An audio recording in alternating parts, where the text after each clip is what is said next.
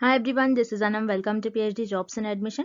सो आज के इस लेक्चर में मैंने अगेन रिसर्च मेथोडोलॉजी से रिलेटेड कुछ इंपॉर्टेंट एमसीक्यूज आपके साथ डिस्कस करा है for your upcoming doctor Bhimrao Ambedkar university, जो कि आगरा में सिचुएटेड है, for PhD entrance examination. So मैं आपको बता दूं कि डॉक्टर भीमराव अंबेडकर यूनिवर्सिटी के पीएचडी एंट्रेंस एग्जामिनेशन की डेट शिफ्ट हुई है। जो एग्जाम आपका 3 अप्रैल 2022 को कंडक्ट करवाया जाने वाला था, अब वो आपका एग्जाम 9 अप्रैल 2022 को कंडक्ट करवाया जाएगा। सो उसके लिए खास मैंने एक स्पेशल वीडियो भी बना रखा है और उस वीडियो की लिंक मैंने आपके साथ डिस्क्रिप्शन बॉक्स में शेयर कर रखी है। वहां से उस लिंक को एक्सेस करिएगा और वहां से उस वीडियो को अच्छी तरीके से आप देख लीजिएगा। मैंने डिटेल में सारी इंफॉर्मेशन बता रखी है आपको और किस तरीके से आपको प्रिपेयर करना है for DBRAU Agra PhD entrance exam, वो भी सारा मैंने बता रखी हूँ। सो आप उस वीडियो को एक बार देख लीजिएगा। और वीडियो स्टार्ट करने से पहले मैं आपको बता दूं, जैसे कि आपको पता है आपकी पीएचडी एंट्रेंस एग्जामिनेशन 2 पार्ट्स में डिवाइडेड होता है, paper 1 and paper 2। So paper 1 में आपके 5 यूनिट्स होते हैं, research methodology, mental aptitude, mathematical aptitude, ICT. So इन सारे यूनिट्स पर आपका पेपर 1 बेस्ड होता है। सो उसकी प्रिपरेशंस के लिए हमने आपके लिए कंप्लीट कोर्स लेकर आया है, जिसमें आपको हर एक यूनिट पर नोट्स देखने मिलेंगे। हर एक यूनिट पर हमारे पास मॉक टेस्ट है, आईसीटी हो, रिसर्च मेथोडोलॉजी हो और मैथ्स के जो आपके यूनिट्स है उन पर हमने आपको मॉक टेस्ट प्रोवाइड कर रखा है, जिससे कि आपकी प्रैक्टिस होती रहती है। आपको पता चलता है कि कौन सा आपका टॉपिक वीक है, उस पर आप ज्यादा फोकस कर पाओगे। सो इसी तरीके से हमारे इस कोर्स में हम आपको गाइड करते हैं कहाँ पर आपको कहाँ से कितना टाइम स्पेंड करना है, कहाँ से रीड करना है, कितना रीड करना है, कहाँ पर आपको फोकस रहना है। ये सारी चीजें हम आपको हमारे इस कोर्स में बताते हैं और मैं गारंटी देती हूँ, अगर आपने अभी तक प्रिपरेशन स्टार्ट नहीं करी है फॉर योर पेपर 1, सो आप अभी भी हमारे इस कोर्स के थ्रू आपकी प्रिपरेशन को स्टार्ट कर सकते हो और जल्द से जल्द आपको हमारे इस कोर्स को परचेज करके आपके पीएचडी एंट्रेंस एग्जामिनेशन को क्रैक करना है। क्योंकि कई स्टूडेंट्स का हमें फीडबैक आता है, हमारे इसी कंटेंट से उनको एग्जाम में डायरेक्टली 30-40 क्वेश्चंस पूछे जाते हैं। सो याद रखिएगा, हमारे इस कोर्स को परचेज करने के लिए स्क्रीन पर जो आपको नंबर नजर आ रहा है उस पर आपको हमें व्हाट्सएप के थ्रू कॉन्टैक्ट करना है। नॉर्मल कॉल्स नंबर पर नहीं लगेगा, आपको व्हाट्सएप के थ्रू कॉन्टैक्ट करना है और हमारे ऐप के लिंक मैंने आपके साथ डिस्क्रिप्शन बॉक्स में प्रोवाइड कर रखी है, वहां से हमारे ऐप पर से सारे स्टडी मटेरियल को एक्सेस कर सकते हो। So that's it and let's begin with the video. जैसा कि आपके पेपर वन का आपका सिलेबस 3 to 4 यूनिट्स में डिवाइडेड होता है। Teaching aptitude, research aptitude, mathematical reasoning, current affairs.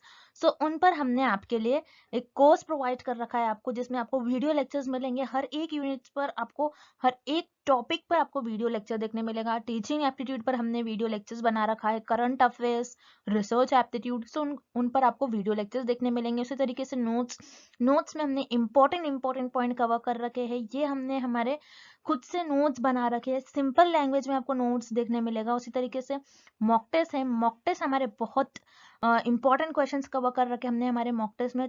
40-50 questions मिलेंगे आपको हर एक मॉक टेस्ट में। उसी तरीके से आपको 15 to 20 मॉक टेस्ट देखने मिलेंगे हमारे इस कोर्स में। देन प्रैक्टिस एमसीक्यूज पीडीएफ, जो कि आपके रिवीजन का काम करती है। एग्जाम से एक दिन पहले अगर आप इसे पढ़ के जाते हो तो डायरेक्टली इसी पीडीएफ से आपको क्वेश्चन देखने मिलेंगे एग्जाम में। सो याद रखिएगा, हमारे इस कोर्स को परचेस करने के लिए स्क्रीन पर जो आपको नंबर नजर आ रहा है उस पर आपको हमें व्हाट्सएप के थ्रू कॉन्टैक्ट करना है। नॉर्मल कॉल इस नंबर पर नहीं लगेगा और आप हमारे ऐप के थ्रू भी स्टडी मटेरियल को एक्सेस कर सकते हो। सो ऐप का लोगो हमारा कुछ इस तरीके से दिखता है, जिससे कि आपको 1 क्लिक में ही सारा स्टडी मटेरियल मिल जाएगा। So let's begin with the MCQs. पहला प्रश्न, जब प्रतिदर्श आकार 30 से अधिक हो तो निम्न संख्यक परीक्षण का उपयोग किया जाता। When sample size is more than 30, the following statistical test is used. इस प्रश्न में हमें ये पता लगाना है कि जब प्रतिदर्श का आकार 30 से अधिक होगा तो उस केस में हम कौन सा स्टैटिस्टिकल टेस्ट का यूज करेंगे, कौन सा सांख्यिकीय परीक्षण का प्रयोग करेंगे। हमें ये पता लगाना है, मतलब दिए गए ऑप्शंस में से, दिए गए स्टैटिस्टिकल टेस्ट में से कौन सा आप स्टैटिस्टिकल टेस्ट यूज करोगे, कब, जब आपका जो सैंपल का साइज है ये 30 से ज्यादा हो, मोर देन 30 हो। सो याद रखिएगा, जब भी आपका सैंपल का साइज मोर देन 30 होता है तब आप जी टेस्ट का यूज करते हो, मतलब जी परीक्षण के लिए हम यूज करेंगे, जी परीक्षण का हम यूज करेंगे अगर हमारे प्रतिदर्श का आकार 30 से अधिक हो। अब ये जी टेस्ट, टी टेस्ट, ये सारे टेस्ट होते क्या है? सो याद रखिएगा, जैसे हम हाइपोथेसिस को टेस्ट करते हैं रिसर्च में, तो हम हमेशा नल हाइपोथेसिस को हमारी टेस्ट करते हैं। सो नल हाइपोथेसिस में भी हम जब नल हाइपोथेसिस को टेस्ट करते हैं तो उसके अंदर हमारे आते हैं parametric and non parametric test. So parametric test में जो आपके टेस्ट इंक्लूड होते हैं वो होते हैं आपके जी टेस्ट एंड टी टेस्ट। ये जी और टी टेस्ट होते क्या है? सो याद रखिएगा, जी टेस्ट एंड टी टेस्ट ये बताते हैं कि आपका जो पॉपुलेशन का मीन है और आपका जो सैंपल का मीन है, मतलब आपके पास पॉपुलेशन का मीन होगा और सैंपल का मीन होगा। सो पॉपुलेशन के मीन और सैंपल के मीन को आप कंपेयर करते हो। पॉपुलेशन का मीन एंड सैंपल के मीन को अगर हम कंपेयर करते हैं, ये कंपैरिजन के लिए यूज किया जाता है जी टेस्ट एंड टी टेस्ट के पॉपुलेशन का मीन और सैंपल के मीन में कितना डिफरेंस है। बेसिकली इसके लिए हम जी टेस्ट एंड टी टेस्ट का यूज करते हैं, कंपेयर करते हैं हम पॉपुलेशन के मीन से और पॉपुलेशन के मीन को सैंपल के मीन से, इसीलिए हम जी और टी टेस्ट का यूज करते हैं। सो याद रखिएगा, जी टेस्ट हम कब यूज करते हैं? जब हमारी सैंपल का साइज मोर देन 30 होगा और हमें पॉपुलेशन का, याद रखिएगा, पॉपुलेशन का स्टैंडर्ड डिविएशन नोन हो, तब हम जी टेस्ट का यूज करेंगे। जी टेस्ट कब यूज करा जाता है? जब हमारे सैंपल का साइज 30 से अधिक हो, 30 से अधिक हो, आपके जो प्रतिदर्श का आकार है 30 से अधिक हो, और आपकी जो जनसंख्या है उसका स्टैंडर्ड डिविएशन आपको पता हो, मतलब नोन हो। स्टैंडर्ड डिविएशन क्या होता है कि आपका जो डेटा है वो कितना स्प्रेड आउट है, आपके जो पॉपुलेशन से आपको जो डेटा मिलेगा वो कितना फैला हुआ है, कितना स्प्रेड आउट है, बेसिकली ये बताते हैं। ये इसे कहते हैं हम स्टैंडर्ड डिविएशन। अगर आपको पॉपुलेशन का स्टैंडर्ड डिविएशन नोन है और आपके सैंपल का साइज 30 से ज्यादा है, 30 से अधिक है, तब हम जी टेस्ट का मतलब जी परीक्षण का यूज करेंगे और जी परीक्षण का उपयोग करेंगे। अगर आपके जो सैंपल है, सैंपल का साइज याद रखिएगा, बहुत इंपॉर्टेंट है, सैंपल का साइज 30 से कम है और आपको पॉपुलेशन का स्टैंडर्ड डिविएशन अननोन है, आपको पता नहीं है पॉपुलेशन का स्टैंडर्ड डिविएशन, सो उस केस में आप टी टेस्ट का यूज करोगे, मतलब टी परीक्षण का प्रयोग करोगे। सो याद रखिएगा, टी टेस्ट हम कब यूज करते हैं? जब सैंपल का साइज 30 से कम हो और पॉपुलेशन का स्टैंडर्ड डिविएशन अननोन हो, तो उस केस में हम टी टेस्ट का यूज करेंगे। और जी टेस्ट कब यूज करते हैं? जब सैंपल का साइज 30 से ज्यादा हो, 30 से अधिक हो और हमें पॉपुलेशन का स्टैंडर्ड डिविएशन नोन हो, तो उस केस में हम जी टेस्ट का यूज करेंगे। और इस प्रश्न में हमें यही पूछा गया है कि अगर आपका जो सैंपल का साइज है, मतलब आपके प्रतिदर्श का आकार 30 से अधिक है, मतलब 30 से ज्यादा है, तो उस केस में आप कौन सा टेस्ट यूज करोगे और किस टेस्ट का, किस परीक्षण का उपयोग करोगे? आप सिर्फ और सिर्फ जी टेस्ट का। सो याद रखिएगा, इस क्वेश्चन का आपका राइट आंसर हो जाएगा जी टेस्ट।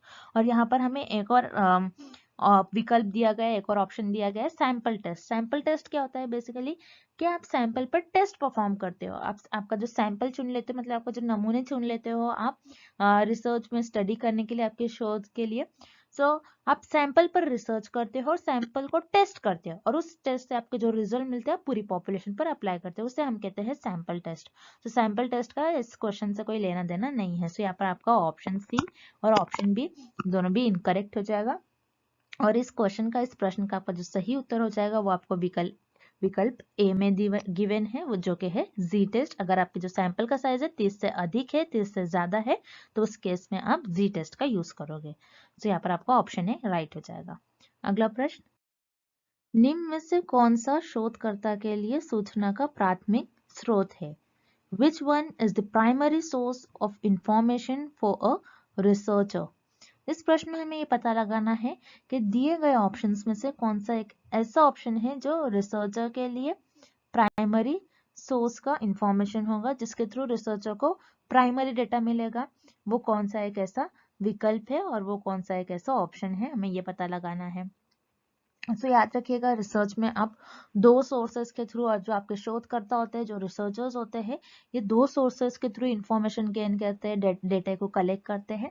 सो एक होता है आपका प्राइमरी सोर्स, प्राइमरी इंफॉर्मेशन, मतलब उनको जो खुद से मिलती है, वो खुद कलेक्ट करते हैं इंफॉर्मेशन, न्यू इंफॉर्मेशन जो प्योर हो, जो ओरिजिनल इंफॉर्मेशन हो, जो पहली बार कलेक्ट करते हैं रिसर्चर्स, जो नई इंफॉर्मेशन होंगी, उसे हम कहते हैं प्राइमरी सोर्स। और एक होता है आपका सेकेंडरी सोर्स। सेकेंडरी सोर्स क्या होता है? सेकेंडरी सोर्स जो रिसर्चर खुद जनरेट नहीं करते, जो ओरिजिनल डेटा नहीं होता है बल्कि वो ऑलरेडी अवेलेबल होता है। पुराने कई रिसर्चर्स ने रिसर्च करी होती है, पुरानी इंफॉर्मेशन होती है जो ऑलरेडी रिसर्च करी गई है, उसे हम कहते हैं सेकेंडरी सोर्स इंफॉर्मेशन, जिसमें पहले से ही आपके पास इंफॉर्मेशन उपलब्ध होंगी, उसे हम कहते हैं सेकेंडरी सोर्स। अब इस प्रश्न में हमें ये पूछा गया है कि प्राइमरी सोर्स इंफॉर्मेशन रिसर्चर को किस विकल्प से मिलेंगी। मतलब प्राइमरी इंफॉर्मेशन मतलब न्यू इंफॉर्मेशन, जिसके थ्रू रिसर्चर को एक ओरिजिनल नई इंफॉर्मेशन किस ऑप्शन के थ्रू मिल सकती है, हमें ये पता लगाना है इस क्वेश्चन में। सो एक एक कर हम सारे विकल्प देखेंगे और पता करेंगे कि किस ऑप्शन और किस विकल्प के थ्रू आपके शोधकर्ता को एक नई इंफॉर्मेशन मिलेंगी, एक न्यू इंफॉर्मेशन मिलेंगी, मतलब एक प्राइमरी सोर्स इंफॉर्मेशन होगी। सो हम ऑप्शन ए देखते हैं, विकल्प ए देखते हैं, जो कि है एजुकेशनल रिसर्च, जिसे हम कहते हैं शिक्षण शोध। अब एजुकेशनल रिसर्च क्या होती है? जैसे एजुकेशन तो हम सबको पता है, जिसमें एजुकेशन जिसमें हम पढ़ाई करते हैं, हम पढ़ते हैं चीजों को, और रिसर्च एजुकेशन में रिसर्च की जाती है कि एजुकेशन का लेवल किस तरीके से और अच्छा कर सके। तो एजुकेशन रिसर्च में, एजुकेशनल रिसर्च में क्या होता है कि जो भी चीजें हैपन होती है उसी को देखते हुए रिसर्चर उस पर रिसर्च करते हैं।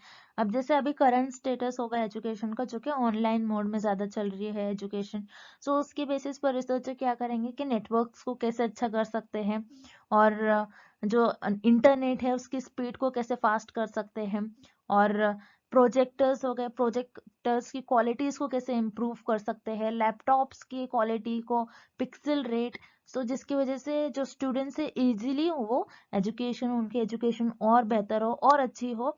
सो यहाँ पर बेसिकली एजुकेशनल रिसर्च में रिसर्चर एजुकेशन से रिलेटेड प्रॉब्लम्स को सॉल्व करते हैं। सो उनके पास इंफॉर्मेशन रहती है, वो बस प्रॉब्लम को सॉल्व करते जाते हैं, उसको अच्छी तरीके से और इम्प्रूव करते जाते हैं। तो यहाँ पर रिसर्च को कोई प्राइमरी इंफॉर्मेशन नहीं मिलती, कोई न्यू इंफॉर्मेशन नहीं मिलती। सो यहाँ पर जो आपका विकल्प है इस प्रश्न का गलत उत्तर हो जाएगा। उसी तरीके से option C, review article. Review article क्या होता है? आप आर्टिकल को रिव्यू कर रहे हैं, मतलब पहले से ही यहाँ पर जो सारे पुराने रिसर्चर्स ने रिसर्च करी होती है, यहाँ पर सारी इंफॉर्मेशन प्रेजेंट होती है। सो ऑब्वियसली ये आपका सेकेंडरी सोर्स इंफॉर्मेशन होगा, प्राइमरी सोर्स नहीं होगा, क्योंकि ये पुराने रिसर्च करी गई होती है, जो पुराने रिसर्चर ने रिसर्च करे होते हैं वो सारी इंफॉर्मेशन एक जगह प्रेजेंट होती है। सो ये आपका सेकेंडरी सोर्स इंफॉर्मेशन होगा, प्राइमरी सोर्स नहीं। सो यहाँ पर आपका विकल्प सी भी गलत हो जाएगा, इस क्वेश्चन का आंसर नहीं होगा। उसी तरीके से option D, research paper in a professional journal. Research paper तो हम सबको पता है, रिसर्च पेपर क्या होता है? जिसमें आप जो भी आपका रिसर्च का वर्क करते हो सारा मेंशन करते हो, लेकिन यहाँ पर आपको एक न्यू वर्ड दिख रहा है, प्रोफेशनल जर्नल। प्रोफेशनल जर्नल क्या होती है? जैसे प्रोफेशंस के जर्नल, कोई डॉक्टर है, कोई इंजीनियर है, कोई लॉ कर रहा है, सो उनके कुछ पेपर्स होते हैं, उसमें वो कुछ अपने रिसर्च को लिखते हैं। सो याद रखिएगा, रिसर्च पेपर है मतलब इनका रिसर्च का वर्क हो जाता है, रिसर्च का काम हो जाता है, तब ये मेंशन करते हैं। तो research paper in professional journal में भी आपको जो रिसर्च पेपर के प्रोफेशनल जर्नल में भी जो भी आपको इन्फॉर्मेशन मिलेगी, आपकी सेकेंडरी सोर्स होंगी, प्राइमरी नहीं। सो यहाँ पर जो आपका ऑप्शन डी है ये भी रॉन्ग हो जाएगा, और इस प्रश्न का आपका सही उत्तर हो जाएगा ऑप्शन बी, सेंसस। सेंसस क्या होता है? सेंसस पॉपुलेशन में से हर एक एक मेंबर से आप इंफॉर्मेशन गेन करते हैं, मतलब आपकी जो जनसंख्या होती है, जनसंख्या में से आप प्रत्येक व्यक्ति से आप इंफॉर्मेशन लेते हो। जनसंख्या एक ऐसी चीज है जिसमें आप पूरे पॉपुलेशन पर रिसर्च करते हो, पॉपुलेशन के में से हर एक एक मेंबर से आप इंफॉर्मेशन कलेक्ट करते हो। सो इंडिया में, भारत में सेंसस मतलब जनगणना हर 10 साल में करा जाता है, हर 10 इयर्स में किया जाता है, जिसमें आप हर एक व्यक्ति से इंफॉर्मेशन गेन करते हो और आपको जो भी इंफॉर्मेशन मिलती है वो न्यू होती है। सो यहाँ पर सेंसस के थ्रू रिसर्चर को और आपके शोधकर्ता को एक प्राइमरी सोर्स इंफॉर्मेशन मिलेगी, मतलब एक न्यू इंफॉर्मेशन मिलेंगी, और उसके थ्रू रिसर्चर एक नई इंफॉर्मेशन को जनरेट करते हैं, न्यू डेटा को जनरेट करते हैं। तो इस प्रश्न का आपका सही उत्तर हो जाएगा ऑप्शन बी, सेंसस। नेक्स्ट, शून्य परिकल्पना का परीक्षण करने के लिए एक शोधकर्ता उपयोग नहीं करता है। To test null hypothesis a researcher does not use. So इस प्रश्न में पूछा जा रहा है कि रिसर्चर यानी आपके शोधकर्ता है, वो शून्य परिकल्पना का परीक्षण कर रहे हैं, यानी नल हाइपोथेसिस को टेस्ट कर रहे हैं। सो नल हाइपोथेसिस को टेस्ट करने के लिए जो रिसर्चर है वो कौन सा टेस्ट का उपयोग करेंगे, कौन सा टेस्ट का यूज करेंगे, हमें ये पता करना है। जैसे कि आपको पता है हम रिसर्च में हाइपोथेसिस ले डाउन करते हैं, यानी हम अपने अजम्पशंस और केसेस के बेसिस पर एक हाइपोथेसिस, एक टेंटेटिव स्टेटमेंट ले डाउन करते हैं, जिसे हम हाइपोथेसिस कहते हैं।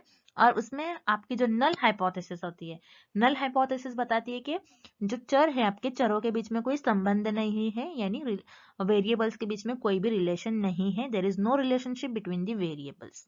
अब नल हाइपोथेसिस को रिसर्च अपनी रिसर्च में टेस्ट करते हैं, सिर्फ और सिर्फ नल हाइपोथेसिस को यानी शून्य परिकल्पना का रिसर्चर परीक्षण करते हैं। अब शून्य परिकल्पना का जब रिसर्चर, आपके शोधकर्ता जो है, ये इसका टेस्ट करते हैं, इसका परीक्षण करते हैं, ये बताते हैं वेदर इट इज ट्रू और फॉल्स, यानी ये सत्य है या फिर असत्य है, ये हमें बताते हैं। अब जब नल हाइपोथेसिस को टेस्ट करा जाता है तो इसके लिए जो शोधकर्ता है ये डिफरेंट और अलग अलग प्रकार के परीक्षण का उपयोग कर कर नल हाइपोथेसिस को टेस्ट करते हैं। अब कौन कौन से वो टेस्ट होते हैं, तो याद रखना है chi square test, T test and ANOVA test. यानी काय स्क्वायर परीक्षण, टी परीक्षण और एनोवा, इन तीनों भी परीक्षण का शोधकर्ता यूज करते हैं, उपयोग करते हैं शून्य परिकल्पना का परीक्षण करने के लिए। अब काय स्क्वायर टेस्ट क्या होता है, बहुत इंपॉर्टेंट है, आपको ध्यान से सुनना है। कई स्टूडेंट्स को पता ही नहीं होता कि काय स्क्वायर टेस्ट होता क्या है। सो काय स्क्वायर टेस्ट के 3 मेजर पॉइंट आपको याद रखना है। सो फर्स्ट पॉइंट होता है, काय स्क्वायर टेस्ट यूज करा जाता है difference between observed value minus expected value. Okay, difference between यानी ऑब्जर्व वैल्यू का जो डिफरेंस होगा, यानी ऑब्जर्व वैल्यू आपकी जो आएगी और एक्सपेक्टेड वैल्यू जो आएगी, आप उसका माइनस करोगे, यानी difference between observe and expected value. अब ऑब्जर्व और एक्सपेक्टेड वैल्यू क्या होती है, ऑब्जर्व वैल्यू क्या होगी कि आपको जो एक्चुअल मार्क, जैसे फॉर एग्जांपल के थ्रू हम समझते हैं, एक्सपेक्टेड वैल्यू, आपने एक पेपर देकर आ गया, पेपर 100 मार्क का आपका पेपर था, आपने एक्सपेक्ट कर लिया, आपने आपके करेक्शन देख लिया, आपने आपका आकर पेपर को एनालाइज करा और आपने ये देखा कि आपको हो सकता है 85 मिल सकते हैं मार्क्स आउट ऑफ 100। ओके, अब आपके जो ऑब्जर्व वैल्यू है, जो आपको एक्चुअल में रिजल्ट आने के बाद मिल रहा है आपको मार्क्स, वो मिल रहे हैं 80।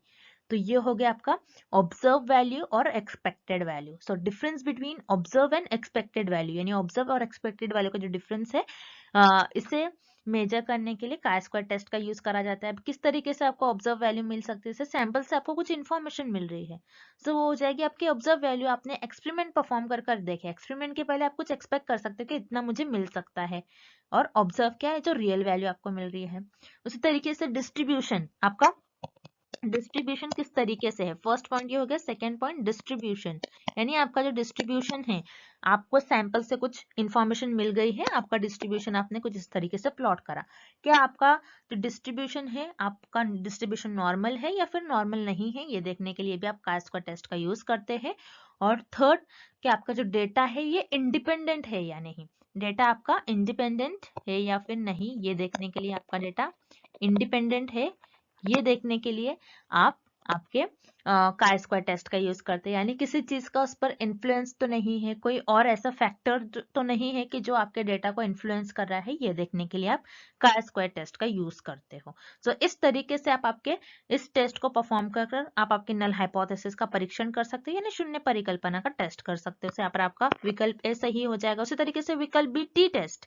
टी टेस्ट क्या होता है, जिसमें आप किसी सैंपल के जो मीन होते हैं, उनका सैंपल्स के मीन को कंपेयर करने के लिए आप टी टेस्ट का यूज करेंगे। सो सिर्फ 2 ही सैंपल के मीन को कंपेयर करने के लिए आप टी टेस्ट का यूज करते हैं। और याद रखिएगा, टी टेस्ट में आपको जो पॉपुलेशन होती है, पॉपुलेशन 30 से कम होती है, लेस देन आपकी 30 होती है पॉपुलेशन, आपको याद रखना है, तब आप टी टेस्ट का यूज करते हो। सो नल हाइपोथेसिस को टेस्ट करने के लिए भी आप आपका टी टेस्ट का यूज करोगे, आपको ये पता होना चाहिए। उसी के साथ साथ एनोवा, एनोवा टेस्ट क्या होता है, याद रखना है, ANOVA means analysis of variance. ANOVA का, ये एनोवा आपको शॉर्ट फॉर्म दिया गया है, एनोवा का फुल फॉर्म होता है एनालिसिस ऑफ वेरिएंस, यानी 2 से ज्यादा सैंपल्स के मीन को अगर कंपेयर करना है आपको, यानी 2 से ज्यादा यानी 3 वेरिएबल्स हो सकते हैं, 4 सैंपल्स हो सकते हैं, उनके मीन को आपको कंपेयर करना है, तो उस टाइम पर आप एनोवा इस टेस्ट का यूज करोगे। So chi square test, T test और एनोवा टेस्ट, ये तीनों भी परीक्षण के हेल्प से और इन तीनों भी परीक्षण का उपयोग कर शोधकर्ता शून्य परिकल्पना का परीक्षण करते हैं। अब फैक्टोरियल एनालिसिस आपके नल हाइपोथेसिस को टेस्ट करने के लिए यूज नहीं किया जाता है, मतलब क्रम गुणित विश्लेषण जो होता है ये आपके नल हाइपोथेसिस को टेस्ट करने के लिए यूज नहीं किया जाता है। तो ये होती क्या है बेसिकली, तो याद रख रहे फैक्टोरियल एनालिसिस, जिसमें आप कुछ वेरिएबल्स को एनालिसिस करते हो। सो इसमें बहुत सारे वेरिएबल्स होते हैं, जैसे मान लीजिए for example A variable, B variable, C variable, D, E and F variable and G variable मान लीजिए। तो इतने सारे यहाँ पर वेरिएबल्स है, और ये कहूंगी मैं आपको कि ये जो वेरिएबल्स होते हैं यहाँ पर बहुत सारे जो वेरिएबल्स होते हैं एक दूसरे से ये कनेक्टेड होते हैं, उनके बीच में कुछ ना कुछ रिलेशन होता है।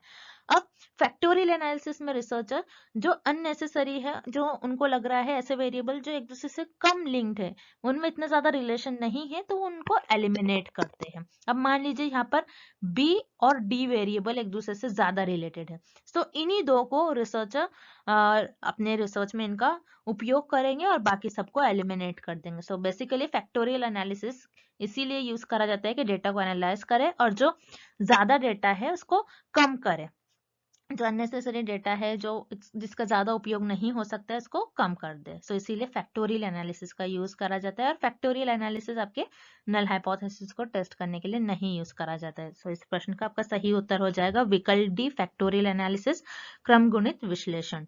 अगला प्रश्न, डायग्नोस्टिक रिसर्च स्टडीज, नैदानिक अनुसंधान अध्ययन। इस क्वेश्चन में हमें ये पता लगाना है कि नैदानिक अनुसंधान अध्ययन क्या होती है, मतलब आपकी जो डायग्नोस्टिक रिसर्च है उसकी स्टडीज क्या होती है। डायग्नोस्टिक रिसर्च में रिसर्चर किस चीज के बारे में स्टडी करते हैं। सो याद रखिए आपकी जो डायग्नोस्टिक रिसर्च होती है ये ज्यादा करके साइंस फील्ड में यूज करी जाती है, डॉक्टर्स लोग ज्यादा यूज करते हैं डायग्नोस्टिक रिसर्च। सो डायग्नोस्टिक के मतलब होता है कि किसी चीज के बारे में खोजना, किसी चीज को डायग्नोस करना, उसके बारे में और जानना, क्यों वो चीज हैपन हो रही है, उसकी प्रॉब्लम क्या है, वो किस वजह से वो चीज हैपन हो रही है, उसके फैक्टर्स क्या है, कौन सी चीजें रिस्पॉन्सिबल है, उसका सोल्यूशन किस तरीके से निकाल सकते हैं। सो इस क्वेश्चन में बेसिकली हमें डायग्नोस्टिक रिसर्च की डेफिनेशन पूछ रहा है। सो याद रखिएगा जब भी डायग्नोस्टिक रिसर्च आती है तो आपको याद रखना है, आंसर ऐसा मार्क करना है जिसमें किसी प्रॉब्लम का हम कॉज फाइंड आउट करते हैं, उसकी रूट फाइंड आउट करते हैं, किस वजह से वो चीज हैपन हो रही है। सो यस, यहाँ पर आपका ऑप्शन ही करेक्ट हो जाएगा, identifies root cause of a problem, factors responsible for it and solution to the problem. So जैसे मान लीजिए इस डेफिनेशन को हम एक एग्जाम्पल के थ्रू समझते हैं। जैसे मान लीजिए कोई पर्सन है, उस पर्सन को हार्ट डिसीज है, सो आप किस तरीके से उस प्रॉब्लम को आप आइडेंटिफाई करोगे, उसके रूट, वो कॉजेस, किस वजह से उसको हार्ट डिसीज हुई है। सो जैसे मान लीजिए उस पर्सन को हार्ट डिसीज है, तो आप बताओगे कि उनके चेस्ट में पेन हो रहा है, ज्यादा ऑयल इनटेक है, प्रॉपर डाइट नहीं है, स्लीप साइकिल प्रॉपर नहीं है। सो इस वजह से आपकी जो प्रॉब्लम है ये हार्ट डिसीज प्रॉब्लम अकर होती है। सो याद रखिएगा, जैसे यहाँ पर मैंने एक डिसीज का एग्जांपल लिया, हार्ट डिसीज है, उसका मैंने आपको कॉज बताया। अब फैक्टर्स रिस्पॉन्सिबल, किस तरीके से कौन कौन से फैक्टर्स हो सकते हैं, स्लीप साइकिल नहीं प्रॉपर ले रहे होंगे वो पर्सन, और डाइट प्रॉपर नहीं होगा, सो ये सारे फैक्टर्स हो सकते हैं। और आप इसका सोल्यूशन किस तरीके से फाइंड आउट करोगे, किस तरीके से हम इसका सोल्यूशन फाइंड आउट करेंगे कि उनको प्रॉपर डाइट देंगे। ओके, आपकी जो बॉडी है, उस पर्सन की बॉडी रेगुलरली 30 से 60 मिनट तक मूव होनी चाहिए, एक्सरसाइज करना चाहिए, प्रॉपर इनटेक लेना चाहिए डाइट का।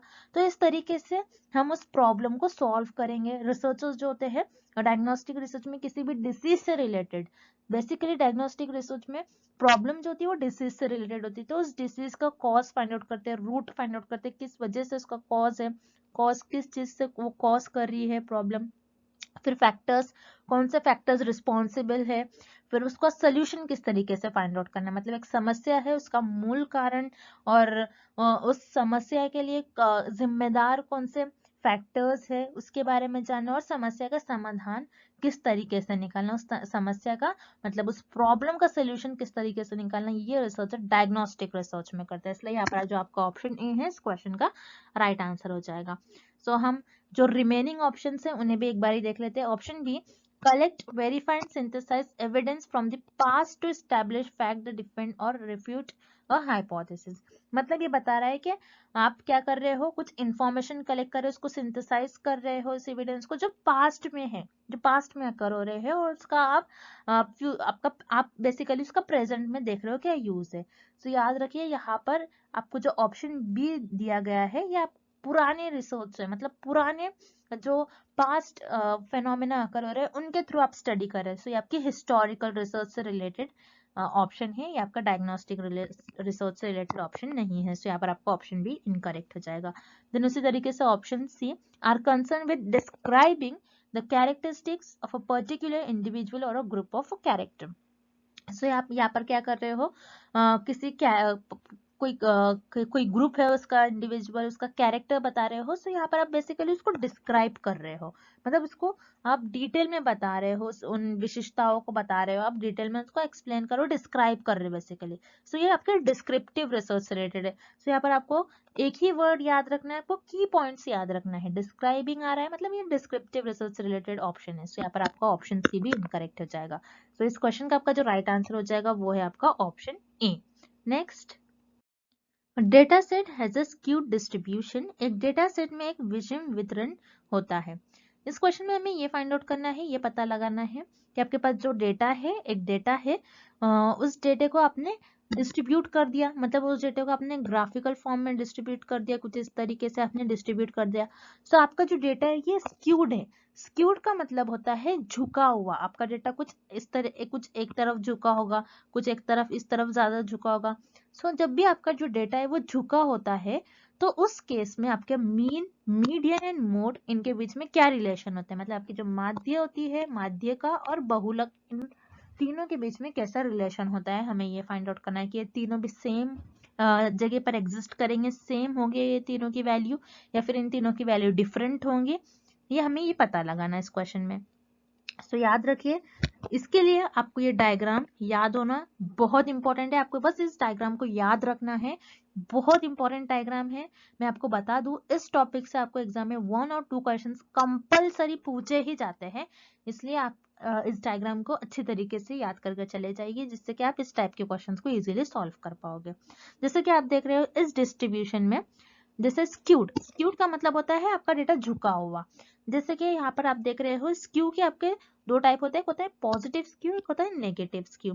पॉजिटिव स्क्यू में आपका जो डेटा है ये राइट साइड पर सारा झुका होता है, और नेगेटिव स्क्यू में आपका ज्यादातर डेटा जो है ये लेफ्ट साइड में प्रेजेंट होता है, इसलिए हम इसको कहते हैं नेगेटिव स्क्यू। और पॉजिटिव स्क्यू इसलिए कहते हैं क्योंकि राइट साइड में आपका ज्यादातर डेटा झुका हुआ होता है, और ज्यादातर डेटा जो होता है आपका ये लाई करता है पॉजिटिव साइड में, तो इसीलिए हम कहते हैं इसको पॉजिटिव स्क्यू।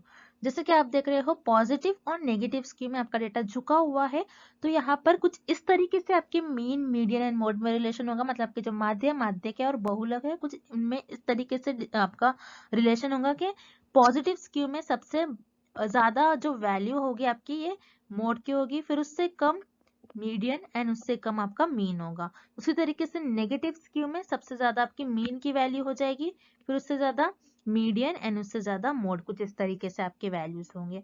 तो जैसे कि आप यहाँ पर देख रहे हो पॉजिटिव और नेगेटिव स्क्यू में जिसमें आपका जो डेटा है वो झुका हुआ है, उस केस में आपके मीन, मीडियन एंड मोड, मतलब कि माध्य, माध्य का और बहुलक के बीच में ये दो तीनों भी जो है उनकी वैल्यू सेम नहीं होंगी, कम ज्यादा होगी।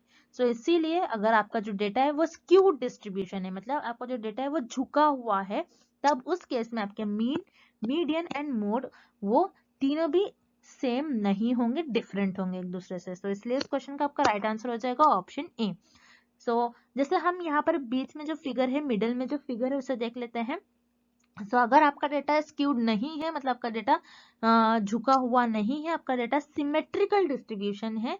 सो उस केस में आपके mean, median and mode in तीनों की वैल्यू सेम होती है, तीनों एक दूसरे से इक्वल होते हैं।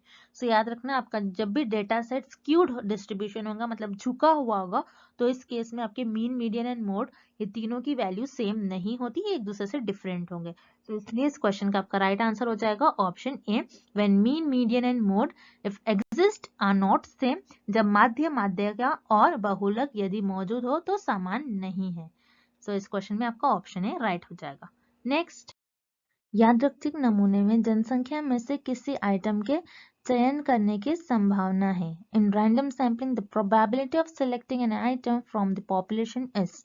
इस प्रश्न में हमें ये पता लगाना है कि अगर आप यादृच्छिक नमूनों को चुन रहे हो, मतलब आप यादृच्छिक नमूनों के वे से चुन रहे हो, मतलब आप रैंडम सैंपल चुन रहे हो, रैंडम वे से, यादृच्छिक वे से आप पॉपुलेशन में से, आपकी जनसंख्या में से आइटम्स को चुन रहे हो, आपके मेंबर्स को चुन रहे हो, तो वहां पर आपके पॉपुलेशन में से हर एक आइटम के चुने जाने का चांस क्या हो गया, उसकी संभावना क्या होगी, प्रोबेबिलिटी ऑफ सिलेक्टिंग, मतलब सिलेक्ट होने का चांस कितना हो गया अगर आप रैंडम वे से पॉपुलेशन में से, मतलब कि जनसंख्या में से नमूनों को चुन रहे होंगे। तो क्या चांस होगा कि 0 चांस होगा, या फिर एक ही व्यक्ति के चुने जाने का चांस होगा, या फिर आपको कुछ ना कुछ पता होगा, या फिर कुछ डिसाइडेड नहीं होगा, अनडिसाइडेड।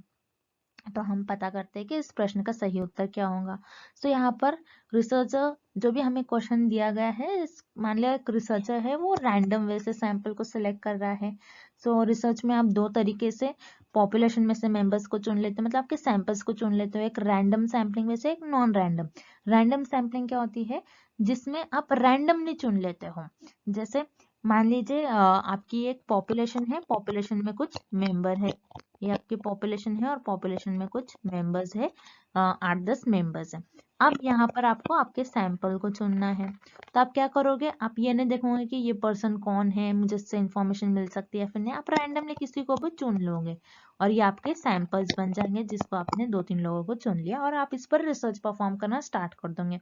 तो यहाँ पर आप रैंडमली चूज कर रहे हो, तो कभी हो सकता है कि कुछ ना कुछ, 0 तो चांस नहीं होगा क्योंकि हर एक मेंबर के सिलेक्ट होने का चांस होगा, 0 चांस नहीं होगा क्योंकि आप हर एक व्यक्ति को चुन सकते हो। अगर आप रैंडम वे से चुन रहे हो तो हर एक व्यक्ति के चुने जाने का चांस इक्वल होता है रैंडम सैम्पलिंग में। सो यहाँ पर जो आपका विकल्प है इस प्रश्न का गलत उत्तर हो जाएगा। सो यहाँ पर सिर्फ एक मेंबर के सिलेक्ट होने का चांस होगा क्या, नहीं, क्योंकि यहाँ पर आप कुछ ना कुछ लोगों को सिलेक्ट करोगे, आप सिर्फ एक ही को नहीं सिलेक्ट करोगे। रैंडम वैसे सिलेक्ट करे तो 2-3 लोगों को आप सिलेक्ट करते हो। तो यहाँ पर 1, ये भी आपका रॉन्ग आंसर हो जाएगा और आपका ऑप्शन बी, विकल्प बी, एक एक व्यक्ति के चुने जाने का चांस नहीं होगा अगर आप रैंडम वे से सैंपल्स को चूज कर रहे हो। मतलब कोई ना कोई चुने, किसी ना किसी के चुने जाने का चांस होगा। मतलब आपको जो हमें जिससे आइडिया लग रहा है, अगर आप खुद रिसर्चर होते तो आप क्या करते, रैंडम वे से अगर आप सैंपल सिलेक्ट करते तो आपको आइडिया, तो कुछ ना कुछ लोग सिलेक्ट होते, आपका ये आइडिया होता है, आपको ये आप बोल सकते हो अगर आप रैंडम वे से सैंपल्स को सिलेक्ट कर रहे हो तो कि कुछ ना कुछ मेंबर्स के सिलेक्ट होने का चांस होगा, कुछ ना कुछ आपको नोन होगा। तो यहाँ पर रैंडम सैम्पलिंग वैसे, मतलब आप रैंडम सैम्पलिंग परफॉर्म कर रैंडमली पॉपुलेशन में से मेंबर्स को चुन रहे हो तो कुछ ना कुछ पॉपुलेशन में से कुछ ना कुछ लोगों का चुने जाने का चांस इक्वल होगा और आपका नोन होगा। तो यहाँ पर अनडिसाइडेड नहीं होगा क्योंकि आप सैंपल चूज करते आपको पता होगा। तो यहाँ पर ऑब्वियसली आपका ऑप्शन डी इनकरेक्ट होगा और इस क्वेश्चन का आपका सही विकल्प होगा ऑप्शन सी, नोन, ज्ञात। नेक्स्ट, निम्न में से संदर्भ या संबंधित कागजातों के संकलन को किसके रूप में जाना जाता है? कंपाइलेशन ऑफ रेफरेंसेस और related papers is known as. So इस प्रश्न में हमें एक परिभाषा दी गई है, मतलब इस क्वेश्चन में हमें एक डेफिनेशन दी गई है और हमें ये पता लगाना है कि ये परिभाषा किस विकल्प की परिभाषा होंगी, मतलब ये डेफिनेशन किस ऑप्शन की डेफिनेशन होगी, हमें ये पता लगाना है इस प्रश्न में। तो जैसा कि आप देख रहे हो इस प्रश्न में हमें दिया गया है कंपाइलेशन ऑफ रेफरेंसेस, मतलब आप रेफरेंसेस को कंपाइल कर रहे, रेफरेंसेस को आप कंपाइल कर रहे, मतलब एक से ज्यादा रेफरेंसेस है और आप कुछ रिलेटेड पेपर्स है, मतलब पेपर्स में से आप कोई मान लीजिए कुछ इंफॉर्मेशन ले रहे हो। सो इससे हम क्या कहेंगे, सो याद रखिए रेफरेंसेस कंपाइलेशन, मतलब एक से ज्यादा रेफरेंसेस को अगर हम कंपाइल करेंगे, मिला देंगे, सो उसे हम क्या कहते हैं, बिब्लियोग्राफी, मतलब ग्रंथ सूची। तो बिब्लियोग्राफी क्या होता है, याद रखिएगा, एक से ज्यादा रेफरेंसेस को हम कहते हैं बिब्लियोग्राफी। अब रेफरेंसेस क्या होते हैं, आपको इसका अर्थ पता होना चाहिए। रेफरेंसेस का मतलब क्या होता है, रेफरेंसेस मतलब जिसमें अगर आपने आपके रिसर्च में किसी और रिसर्चर का वर्क यूज करा है, मतलब आपने आपकी शोध में किसी और शोधकर्ता के कार्य का उपयोग करा है, तो आपको उनका नेम प्रॉपर मेंशन करना होता है, उनको साइट करना होता है, उनको एक्नॉलेज करना होता है कि हमने इस ऑथर का हमारे रिसर्च में, हमारे शोध में इनका वर्क यूज करा है। सो याद रखिए, आपका जो रेफरेंसेस है, रेफरेंसेस का मतलब होता है अगर आप आपके रिसर्च में किसी और शोधकर्ता का काम यूज करते हो तो आपको उनको एक्नॉलेज करना होता है, आपको उनका प्रॉपर नेम मेंशन करना होता है। सो इसी को हम कहते हैं बिब्लियोग्राफी। एक से ज्यादा रेफरेंसेस होंगे, अगर एक से ज्यादा आपने आपके रिसर्च में रेफरेंसेस यूज कर रहे होंगे तो उसे हम कहते हैं बिब्लियोग्राफी। और बिब्लियोग्राफी जो होता है, आपकी जो रिसर्च रिपोर्ट होती है, रिसर्च रिपोर्ट के एक्स्ट्रा चैप्टर्स में आता है, मतलब एडिशनल चैप्टर्स में, जिसे हम कहते हैं सप्लीमेंट्री चैप्टर्स का आपका पार्ट होता है आपके रिसर्च रिपोर्ट में। आप सप्लीमेंट्री एंड में लिखते हो बिब्लियोग्राफी, जिसमें आपने आपके रिसर्च में जितने भी रिसर्चर का वर्क यूज करा है, जितने भी पुराने इंफॉर्मेशन दूसरे रिसर्चर्स की यूज करी होती है, उसका नेम आपको प्रॉपर मेंशन करना होता है। याद रखिए, अगर आप आपके रिसर्च में बिब्लियोग्राफी, मतलब अगर आप आपके रिसर्च में किसी और रिसर्चर का काम करते हो लेकिन उनको मेंशन नहीं करते हो, तो वो प्लेजरिज्म हो जाता है, मतलब आपकी जो रिसर्च है वो अनएथिकल हो जाएंगी, आपकी रिसर्च उस केस में आपकी रिसर्च जो एक चोरी कहलाएगी। तो आपको रेफरेंस करना बहुत इंपॉर्टेंट होता है, मतलब आप अगर किसी और रिसर्चर का यूज कर रहे हो वर्क, तो उनका नेम आपको प्रॉपर मेंशन करना होता है, और एक से ज्यादा रेफरेंसेस को हम कहते हैं बिब्लियोग्राफी। सो इस प्रश्न का आपका सही उत्तर हो जाएगा विकल्प सी। अब जो हमें दूसरे ऑप्शंस दिए गए, दूसरे विकल्प दिए गए, उन्हें भी हम एक एक बारी देख लेते हैं। बायोग्राफी, जिसे हम कहते हैं हिंदी में भी बायोग्राफी। बायोग्राफी क्या होता है, किसी एक शख्स के जिंदगी के बारे में लिखना, किसी एक शख्स के पूरे जिंदगी में उसने क्या क्या काम करा उसके बारे में, उसकी पर्सनालिटी बताना। उसी तरीके से ऑटोबायोग्राफी, ऑटो का मतलब है खुद, खुद ही अपनी बायोग्राफी लिखना, उसे हम कहते हैं ऑटोबायोग्राफी। सो यहाँ पर जो आपका विकल्प ए और विकल्प बी, ये भी गलत होगा, आत्मकथा ये भी गलत हो जाएगा। And option D is indexing, मतलब अनुक्रमण। इंडेक्स क्या होता है, जैसे आपने आपकी बुक में भी इंडेक्स देखा होगा, इंडेक्स में आपको आपकी बुक में जो जो चैप्टर्स, जो जो टॉपिक जहां मेंशन होते हैं, उनका प्रॉपर पेज दिया होता है, उसे हम कहते हैं इंडेक्स। तो ये इंडेक्स की भी डेफिनेशन नहीं होगी।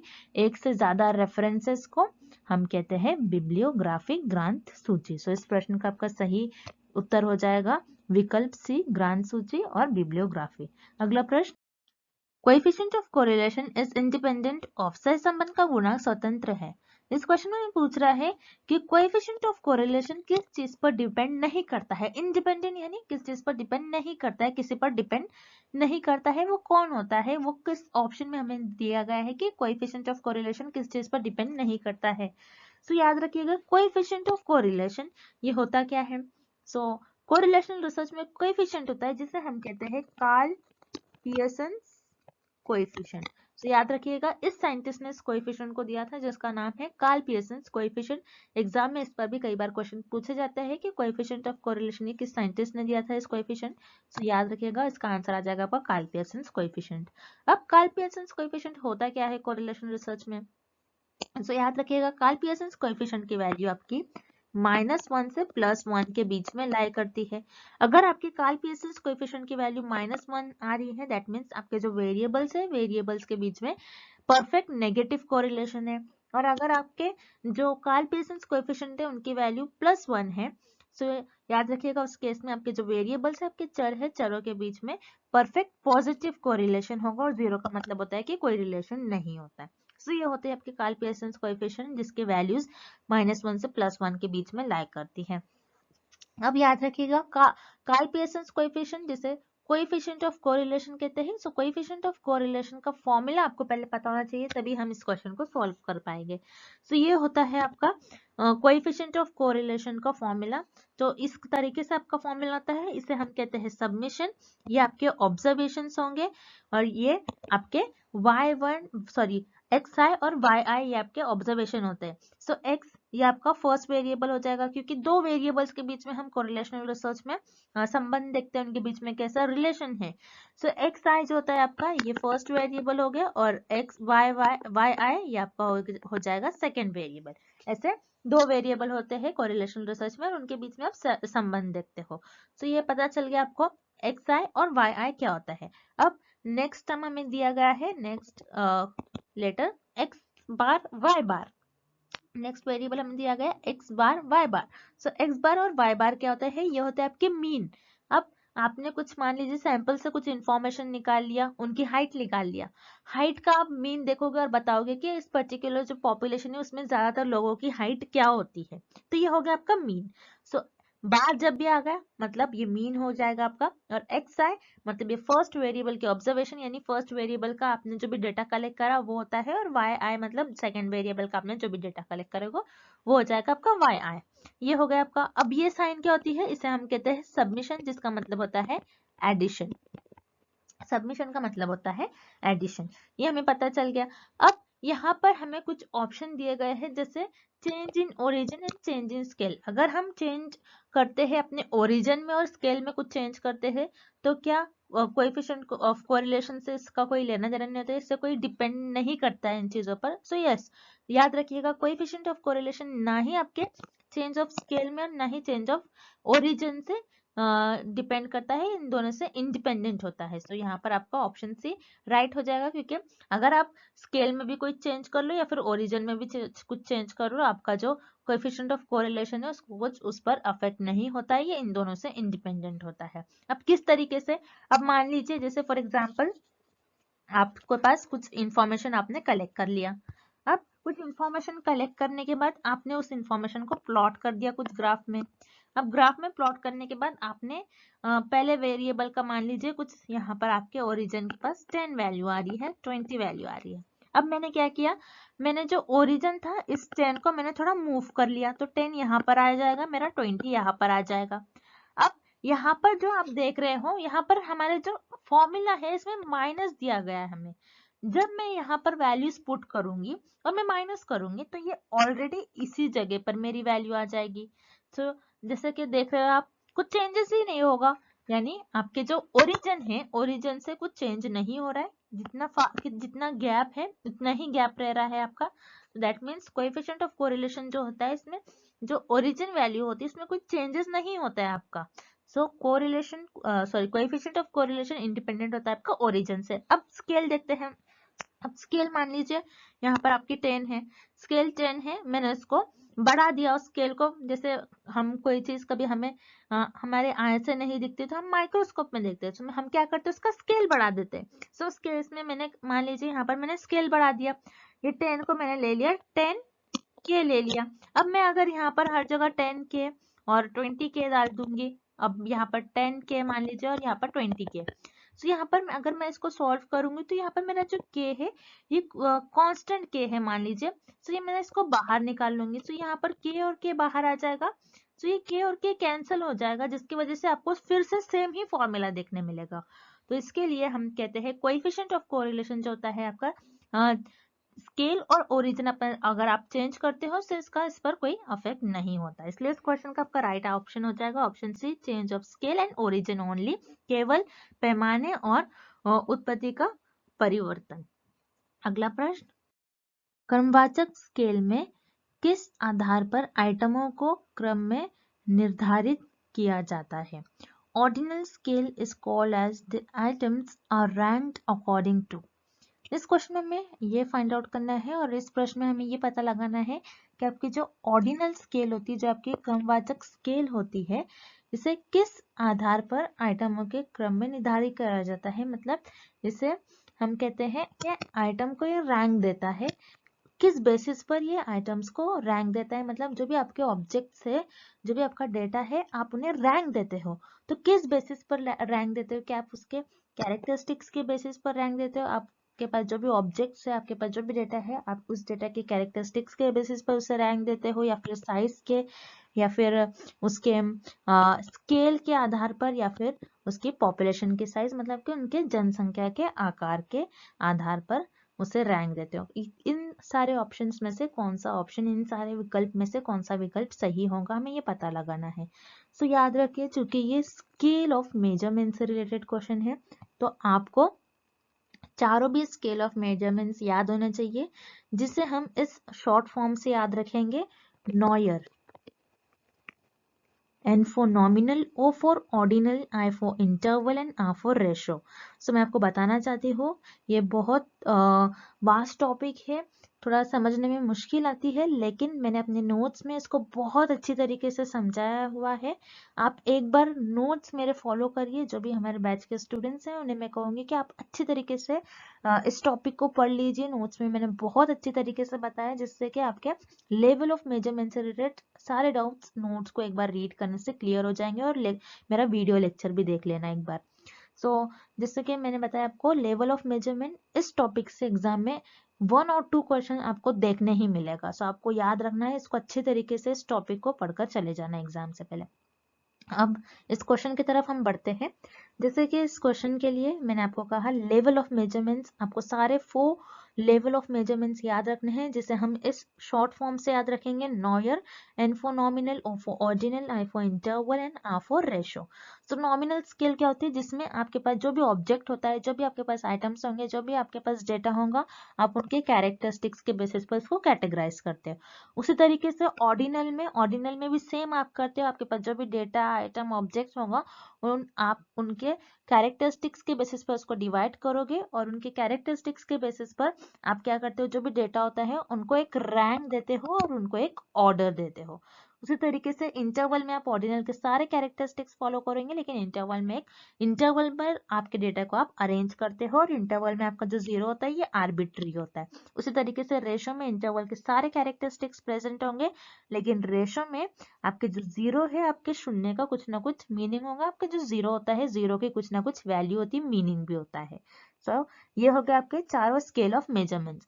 इस प्रश्न में हमें ऑर्डिनल स्केल से रिलेटेड क्वेश्चन दिया गया है, मतलब क्रमवाचक स्केल से रिलेटेड हमें कुछ क्वेश्चन दिया गया है। इस क्वेश्चन में हमें ये बताना है कि आपकी जो ऑर्डिनल स्केल है, इससे हम कहते हैं कि हम इसमें आपके जो एटम्स होंगे, आपके जो ऑब्जेक्ट होंगे, डेटा होंगे, उनको रैंक देते हैं। हम रैंक किस बेसिस पर रैंक देते हैं? याद रखिएगा, हम रैंक चीजों को उनके कैरेक्टरिस्टिक्स के बेसिस पर रैंक देते हैं। याद रखिएगा, दिस इज वेरी इंपॉर्टेंट। आप जिस भी स्केल में उसको डिवाइड करोगे, नॉमिनल और ऑर्डिनल में खास कर आपके पास जो भी डेटा होता है, आप उनको उनके कैरेक्टरिस्टिक्स के बेसिस पर डिवाइड करते हैं। उनके कैरेक्टरिस्टिक्स के बेसिस पर आप आपके डेटा को, आपका जो आइटम्स होंगे, जो भी ऑब्जेक्ट होंगे, उनको रैंक देते हो। कैरेक्टरिस्टिक्स के बेसिस पर, मतलब उनके अधिक विशिष्टताओं के आधार पर उसे आप रैंक देते हो, उन्हें उनके क्रम को निर्धारित किया जाता है। इस क्वेश्चन का और इस प्रश्न का सही विकल्प हो जाएगा आपका विकल्प ए। उनकी अधिक विशेषताओं के आधार पर आप उनको क्रम देते हो, उनको रैंक देते हो।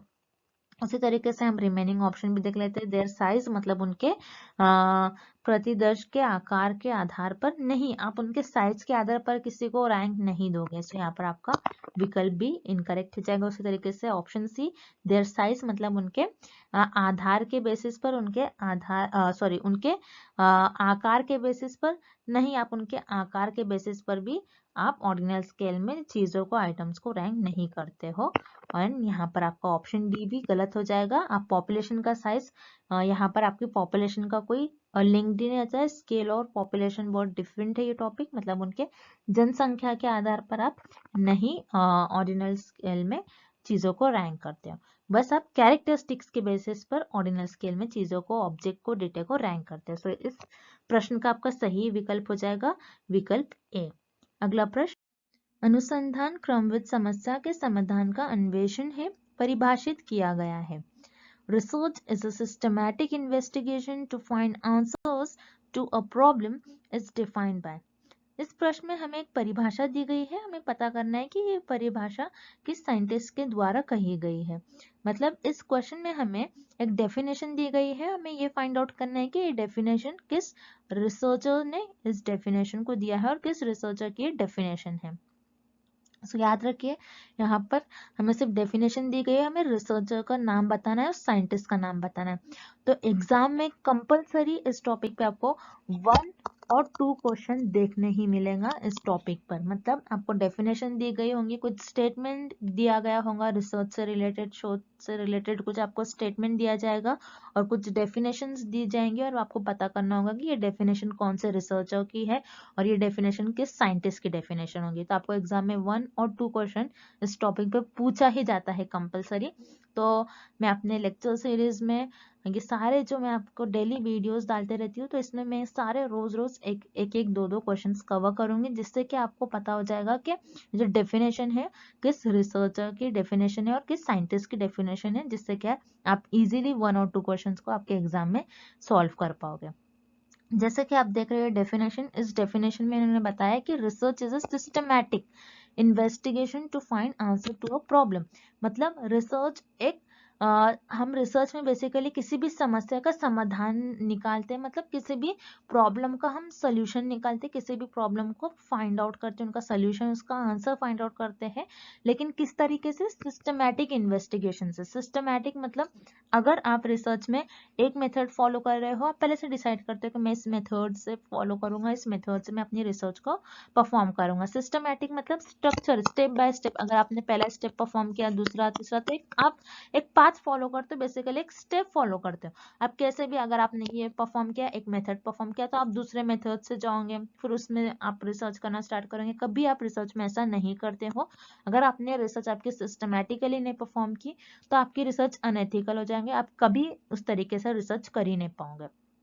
तो याद रखना है आपको, जब भी आप अगर रिसर्च करते हो, तो बेसिकली हम रिसर्च में किसी भी प्रॉब्लम का समाधान फाइंड आउट करते हैं, मतलब किसी भी समस्या का समाधान खोज करते हैं, उस प्रॉब्लम को सॉल्व करने की कोशिश करते हैं ना, सिस्टमैटिक वे और सिस्टमैटिक इन्वेस्टिगेशन करते हैं। मतलब हम खोज करते हैं चीज़ों के, सिस्टमैटिक वे में हम चीज़ों को फाइंड आउट करते हैं, उसका हल निकालते हैं, उसका समस्या का समाधान निकालते हैं।